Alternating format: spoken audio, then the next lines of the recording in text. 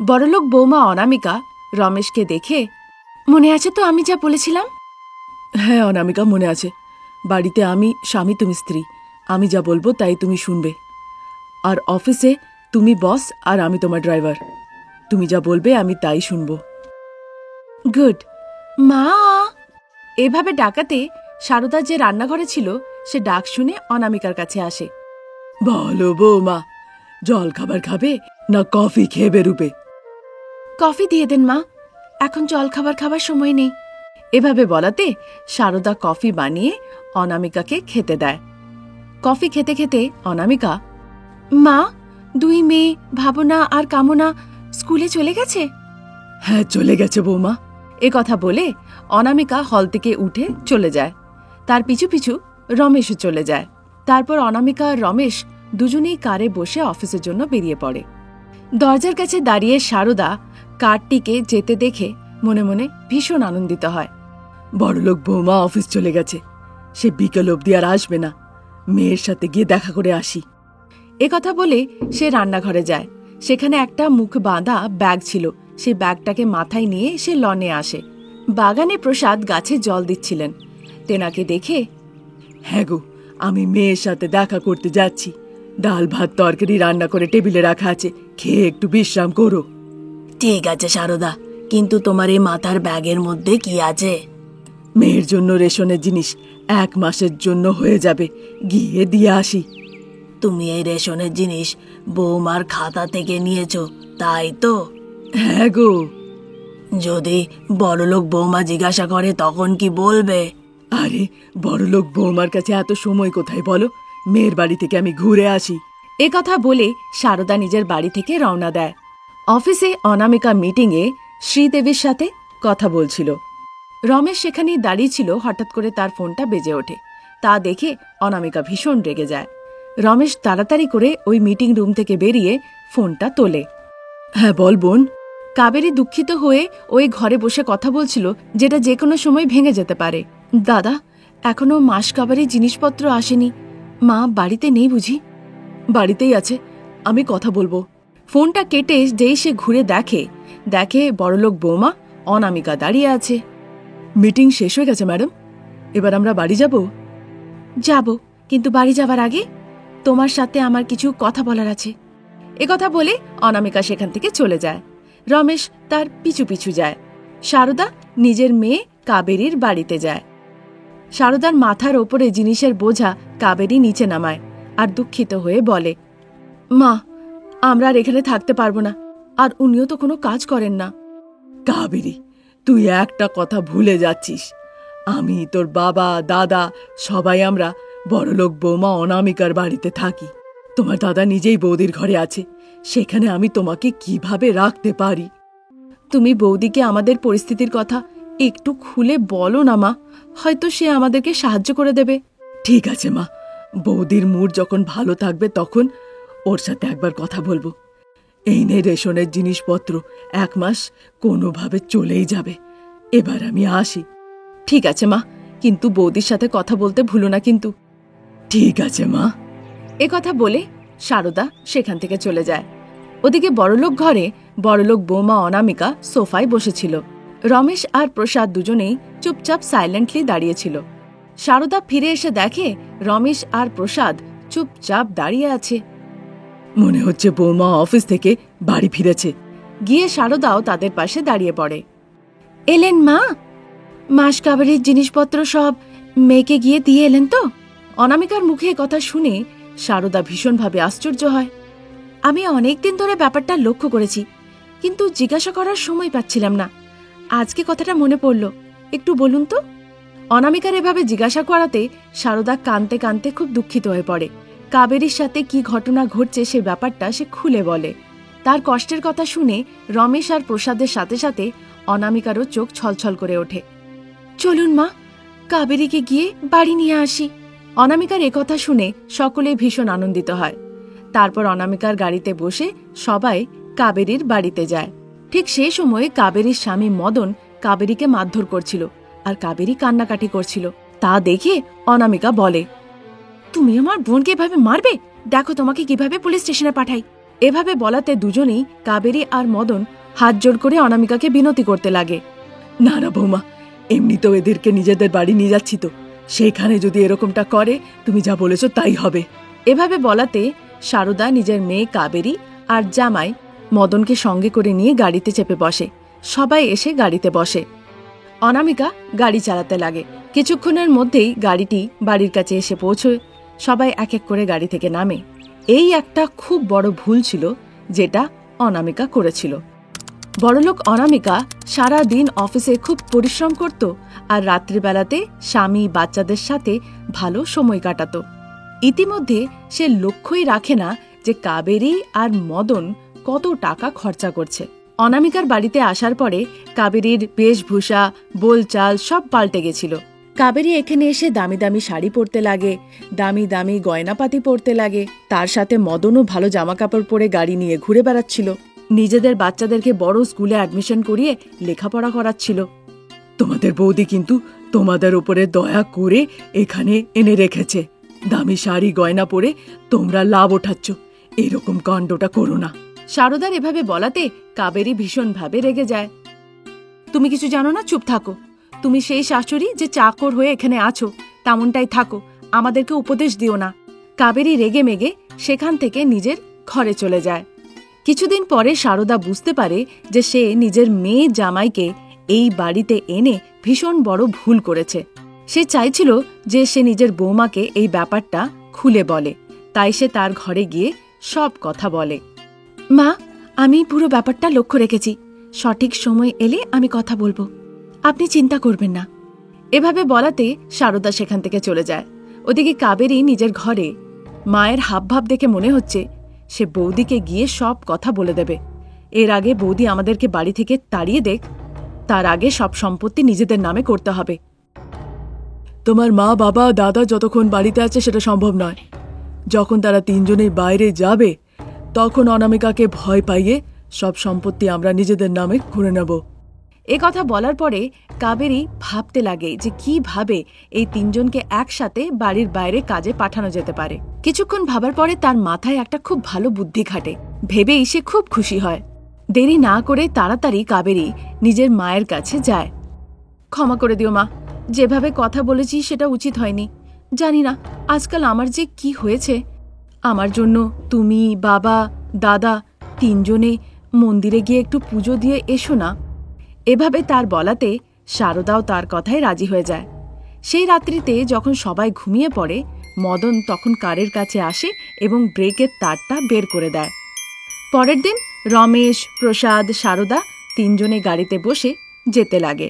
অনামিকা ঘরে বসেই অফিসের কাজ করতে লাগে। সারদা এবং তার পরিবার যেই কারে বসে যাচ্ছিল, গাড়িটি কিছু দূর যাওয়ার পরে উল্টে যায়। সেই ভিডিওটা কাবেরী নিজের হোয়াটসঅ্যাপে দেখতে পায়। কাবেরী গিয়ে সেই কথাটা অনামিকাকে জানায়। খবরটা পেয়ে অনামিকা কান্নাকাটি করে আর খুব দুঃখিত হয়। এভাবেই কিছুদিন কেটে যায়। একদিন কাবেরী আর মদন অনামিকাকে মারধর করতে লাগে। তা দেখে ভাবনা আর কামনা খুব ভয় পেয়ে যায়।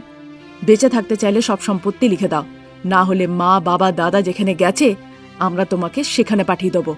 তার মানে? আমি জেনে শুনে তাদেরকে মেরেছি। মানে আমাকেও মেরে ফেলবে? আমি লিখব না। মানে আমার কথা তুমি শুনবে না। অনামিকাকে লাথি মেরে বাড়ি থেকে বের করে দেয় কাবেরী। মদন বাচ্চাদেরকে নিয়ে বাইরে বেরিয়ে আসে। অনামিকা গিয়ে মুখের ভরে পড়ে। ঠিক সেই সময়ে সারদা, প্রসাদ, রমেশ এসে দাঁড়ায়। সেখানে সারদা, প্রসাদ, রমেশকে দেখে কাবেরী আর মদন ভীষণ অবাক হয়। তোমার দুষ্টু বুদ্ধি সবার সামনে আনার জন্য আমরা মিলে এই নাটকটা করেছিলাম। সারদা গিয়ে কাবেরীর গালে একটা কষে থাপ্পড় লাগায়। মাথা গোঁজার জন্য ছাদ দেওয়ার পরে সেটাই লুটতে চাইছ? আজ তোমাকে আমার মেয়ে বলতেও আমার ঘৃণা হচ্ছে। তুমি খুব বড় ভুল করেছো কাবেরী। দামি শাড়ি গয়না পরাটা কোনো ভুল নয়। বাচ্চাদেরকে দামি স্কুলে পড়ানোটাও কোনো ভুল নয়। তুমি ভাবছিলে যা কিছু হচ্ছে সেটা আমি কিছুই জানি না, কিন্তু আমি সব জানতাম। আচ্ছা বেশ, আমি তোমাকে কিছু সম্পত্তি দেব। সেই সম্পত্তির কাগজপত্র নিয়ে গিয়ে সেখানে তোমরা আনন্দে জীবনযাপন করো। একথা বলে সে কিছু সম্পত্তির কাগজ এনে তাদেরকে দেয়। মদন আর কাবেরী অনামিকার কাছে ক্ষমা চায় আর সেখান থেকে চলে যায়। আর এদিকে অনামিকা নিজের অফিসের কাজকর্মের সাথে সাথে নিজের বাচ্চা পরিবারকে নিয়ে সুখে জীবন কাটাতে লাগে। এই ছিল আমাদের আজকের গল্প। আবার নতুন গল্প নিয়ে হাজির হব। ততক্ষণের জন্য আপনারা আমাদের চ্যানেলকে সাবস্ক্রাইব করুন। Thank you for watching. একটি গ্রামে মিডল ক্লাস শাশুড়ি শারদা আর বৌমা অনামিকা থাকত। তারা দুজনেই শ্রীরামের খুব ভক্ত ছিল। ঘরের মধ্যে নিজেদের ঠাকুর ঘরে বসে দুজনে রামকোটি বইয়ের মধ্যে শ্রীরামের নাম লিখছিল। ঠিক সেই সময় প্রসাদ ভেতরে ঢোকে আর শাশুড়ি বৌমাকে ঠাকুর ঘরে দেখে। শাশুড়ি বৌমা এখন রাম ভক্তিতে ব্যস্ত আছে, এটাই ভালো সময়। আরামসে আমি আলমারি থেকে টাকা বের করতে পারবো। একথা ভেবে সে নিজের বেডরুমে যায়। সেখানে ছেলে রমেশ আলমারির সামনে দাঁড়িয়েছিল, কিন্তু আলমারির মধ্যে কোথাও সে টাকা খুঁজে পায় না। আলমারিতে টাকা না পাওয়ার জন্য তার মুখ লটকে যায়। তা দেখে প্রসাদ তাড়াতাড়ি করে এসে ছেলে রমেশকে জিজ্ঞাসা করে, বাবা রমেশ, কিছু টাকা পেলে নাকি? না বাবা, এই শাশুড়ি বৌমা না দুজনেই খুব চালাক, কিন্তু যেহেতু আমরা কোনো কাজ করি না আর না কাজ করেই আমরা শুধু টাকা সারাদিন খরচা করতে থাকি, তাই জন্য এরা এত চালাকি করে আমাদের চোখের আড়ালে লুকিয়ে রাখে যে আমরা খুঁজলেও কোথাও খুঁজে পাই না। তাহলে এখন কি করব বাবা? আমিও জানি না কি করতে হবে বাবা। কিছু টাকা নিয়ে আমাদেরকে ভূষণকে দিতে হবে, না হলে সে আমাদেরকে বাঁচতে দেবে না। কিন্তু বাবা, আজকে তো বাড়িতে আমরা কিছুই পেলাম না। বাবা ছেলের মধ্যে এসব কথা হচ্ছিলই, ততক্ষণে শাশুড়ি বৌমা সেখানে এসে পড়ে। বাবা রমেশ, কোনো টাকা পেলে নাকি? না মা, কিন্তু আমাকে 10,000 টাকা দাও, না হলে বাঁচা কঠিন হয়ে যাবে যে। সবসময় তুমি এই একই কথা কেন বলো? টাকা দাও, না হলে জীবন খুব কষ্টে কাটবে। এসব কি ব্যাপার? তোমরা বোঝো না কেন? আমরা দুজনেই কত পরিশ্রম করে এক একটা টাকা রোজগার করি। কি যে বলো বৌমা, এরা যদি আমাদের কথা বুঝতো তাহলে কি এরকমটা আমাদের করতে হতো? আবার অযোধ্যাও যাওয়ার আছে আমাদের, তার জন্য তো আমাদেরকে টাকা সঞ্চয় করতে হবে। কিন্তু শারদা, একটা কথা আমাদেরকে বলো দেখি, ওই টাকা কোথায় লুকিয়েছো? আমাদের যে টাকার এখন প্রয়োজন। যতই বিনতি করো না কেন, কিন্তু বলা যাবে না আমরা কোথায় লুকিয়ে রেখেছি। টাকার আমাদের প্রয়োজন। একথা বলে বৌমা অনামিকাকে নিয়ে শাশুড়ি মা শারদা সেখান থেকে চলে যায়। খুব চিন্তিত হয়ে বাবা ছেলে মাটির রাস্তা ধরে হেঁটে যেতে লাগে। বাবা, তুমি কি টাকা ফেরত দেওয়ার কথা ভাবছো নাকি? সে কথাই ভাবছি বাবা, কিন্তু মাথায় বুদ্ধি খাটছে না। আজকে বলেছিলাম ভূষণকে টাকাটা দেব, যদি না দিই তাহলে আমাদেরকে এভাবেই লুকিয়ে বেড়াতে হবে। সে তো ঠিক বলেছো বাবা, কিন্তু এখন আমরা কোথায় যাচ্ছি? আর কোথায় যাব বাবা? গ্রামের শেষ প্রান্তে একটা ধ্বংসপ্রাপ্ত গ্রাম আছে, সেখানেই আমরা যাচ্ছি। সারা গ্রাম যখন ঘুমিয়ে পড়বে তখন আমরা বাড়ি ফিরে আসব। আর কতদিন এভাবে বাবা? আমাদের বিলাসিতার জন্য যত খরচা লাগে তত টাকা যতদিন না পেয়ে যায়। যতদূর আমি ভূষণকে চিনি, সে আমাদের জন্য অপেক্ষা করে আছে। আর আমরা যদি গিয়ে বলি যে টাকা দিতে পারবো না, তাহলে হয়তো ভালো হবে। না হলে সে ভীষণ রেগে যাবে আমাদের ওপরে। যে তাকে একটু কম রাগানোটাই ভালো হবে বাবা। না বাবা, তার রাগ আরো বেড়ে যাবে যে আমি তোমাদের কথা শুনছি বলে তোমরা আমার কথার খেলাপ করছো। সে হয়তো আরো ভীষণভাবে রেগে যাবে যে আমরা ভালো করে সময়ে টাকা দিচ্ছি না, তারপর কোনো একটা কাণ্ড ঘটবে। একথা হচ্ছিলই, ততক্ষণে সেখানে গোবিন্দ হাজির হয়ে যায়। বাবা ছেলে গোবিন্দকে দেখে ভীষণভাবে ভয় পেয়ে যায়। বাবা ছেলে মিলে কোথায় পালাচ্ছ? আরে না না, কোথায় পালিয়ে যাব আমরা? পাশের গ্রামেই একটা লোকের কাছে টাকা নিতে যাচ্ছি। সেখান থেকে টাকা নিয়ে আমাদেরকে আবার ভূষণকে ফিরিয়ে দিতে হবে। তুমি যাই বলো না কেন, আমি মানি না, এবার চলো। একথা বলে তাদেরকে সঙ্গে নিয়ে সে যেতে লাগে। শাশুড়ি মা শারদা চেয়ারে বসে বসে সে টাকা গুনছিল, আর বৌমা অনামিকা কলা নিয়ে এসে অন্য একটা চেয়ারে বসে পড়ে। মা, আগে এই ফলটা খান তো। খাচ্ছি বৌমা, আগে এই টাকাটা আমাকে একটু গুনতে দাও, আমি আবার ভুলে না যাই। এভাবে বলে সে আবার টাকা গুনতে লাগে আর একটা কৌটোতে রাখতে লাগে। অনামিকা শারদাকে ফল খেতে দেয়। দুজনে বসে আরাম করে ফল খেতে লাগে। সেই দরুন ভূষণ একটা চাবুক নিয়ে এসে প্রসাদ আর রমেশকে মারতে লাগে। প্রসাদ আর রমেশ চাবুকের ব্যথা সহ্য না করতে পেরে খুব জোরে জোরে কান্নাকাটি করতে লাগে। বলো, আমার টাকা কবে ফিরিয়ে দেবে আর কত দেবে? নিজেদের বিলাসিতার জন্য অনেক টাকা ধার নিয়েছো। বাবু, আমরা যা টাকা নিয়েছিলাম সব আপনাকে ফিরিয়ে দেবো, একটু ভরসা রাখুন। হ্যাঁ ভূষণ বাবু, একটু ভরসা রাখুন। আগে বলো কিভাবে টাকা শোধ করবে। এটা বলা কষ্টকর যে কিভাবে শোধ করব, কিন্তু যেভাবেই হোক না কেন আমি নিশ্চয়ই শোধ করব। যদি ভরসা আছে তাহলে আমাদেরকে ছেড়ে দিন, না হলে এখানেই বেঁধে মেরে ফেলুন। এভাবে বলাতে ভূষণ চাবুক মারা বন্ধ করে আর ভাবনা চিন্তা করতে লাগে। ঠিক আছে, কাল পর্যন্ত আমি সময় দিচ্ছি, তোমরা যাও। এভাবে বলার পরে খুব কষ্টের সাথে প্রসাদ আর রমেশ হেঁটে হেঁটে বাড়ি ফিরে যায়। তার পরের দিন সকাল সকাল শাশুড়ি আর বৌমা তাড়াতাড়ি ঘুম থেকে উঠে মাথা থেকে ভালো করে স্নান করে শ্রীরামের পুজো করতে শুরু করে। হে প্রভু রাম, আমরা অযোধ্যার মন্দিরে গিয়ে তোমার মন্দিরের দর্শন করতে চাই। শুধু এইটুকু খেয়াল রেখো যেন কোনো বাধা বিপত্তি এতে না আসে। হ্যাঁ প্রভু রাম, তোমার নামের প্রথম অক্ষরগুলির সাথে মিলিয়েই আমি আমার ছেলে রমেশের নাম রেখেছিলাম। তুমি আমাদের ঈশ্বর, আমাদের রক্ষাকর্তা। হ্যাঁ গো মা, চলুন আমরা রামকোটি বই নিয়ে এসে তার ভেতরে রাম নাম লেখা শুরু করি। আচ্ছা বেশ বৌমা। একথা বলে শাশুড়ি বৌমা রামকোটি বইয়ে রাম নাম লিখতে শুরু করে। ওদিকে প্রসাদ আর রমেশ টাকার বান্ডেল হাতে করে নিয়ে আনন্দিত হয়ে ভূষণের বাড়ির দিকে হেঁটে হেঁটে যাচ্ছিল। শাশুড়ি বৌমা ঠাকুর ঘরে প্রভু রামের নামে সব টাকা লুকিয়ে রেখেছে বাবা। কিন্তু যদি শাশুড়ি বৌমা জানতে পারে যে কৌটোর মধ্যে টাকা নেই, তাহলে কি হবে বাবা? যতক্ষণ না তাদের রাগ মিটবে তারা চিৎকার করবে, তারপর জানা পরিচিত লোকেদেরকে জিজ্ঞাসা করবে। আমাদের নিয়ে কে কি জানে যে তারা কিছু বলতে যাবে, কেউ কিচ্ছু বলবে না। এই টাকা থেকে তাহলে বাবা ভূষণের সব ধার শোধ হয়ে যাবে তো? হ্যাঁ বাবা, সব শোধ হয়ে যাবে, কিন্তু এখন থেকে আমাদেরকে খুব সতর্ক থাকতে হবে। এভাবে বাবা ছেলে গল্প করতে করতে হেঁটে যাচ্ছিল। ওদিকে ঠাকুর ঘরে যখন টাকার কৌটোতে টাকা দেখতে পায় না, শাশুড়ি বৌমা ভীষণ অবাক হয়ে যায়। এই ব্যাপারটা দেখে তাদের মনে ভীষণভাবে কষ্ট হয়, তারা কান্নাকাটি করতে লাগে। আমি সব জানি বৌমা, এই কাজটা বাবা ছেলেই করেছে। এবার আমরা কি করব মা? ওনাদেরকে আমরা কোথায় খুঁজে বেড়াবো? আমাদের কত স্বপ্ন ছিল যে আমরা অযোধ্যা যাব, রাম মন্দির। এবার এটা কি করে হবে? একথা বলে শাশুড়ি বৌমা মনে মনে খুব কষ্ট পাচ্ছিল। ততক্ষণে কমলা এসে পড়ে। শারদা মাসি, শারদা মাসি। তার ডাক শুনে শারদা তাড়াতাড়ি করে চোখে জল মোছে।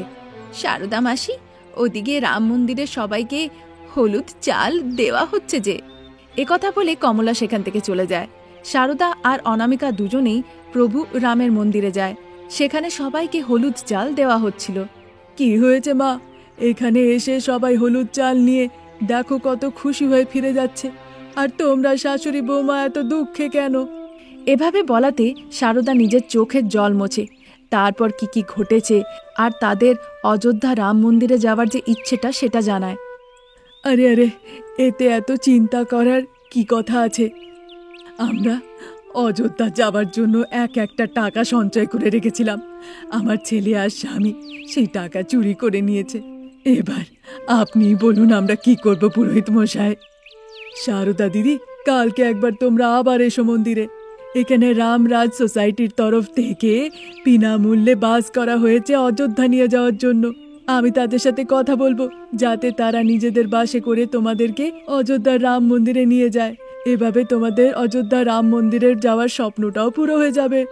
এভাবে বলাতে শাশুড়ি বৌমা ভীষণ আনন্দিত হয় এবং বাড়ি ফিরে আসে।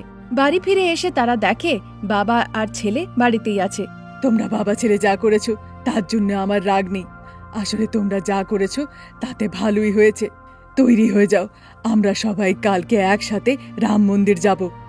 আমাদেরকে ক্ষমা করে দাও শারদা, আমরা ভালো করে থাকব।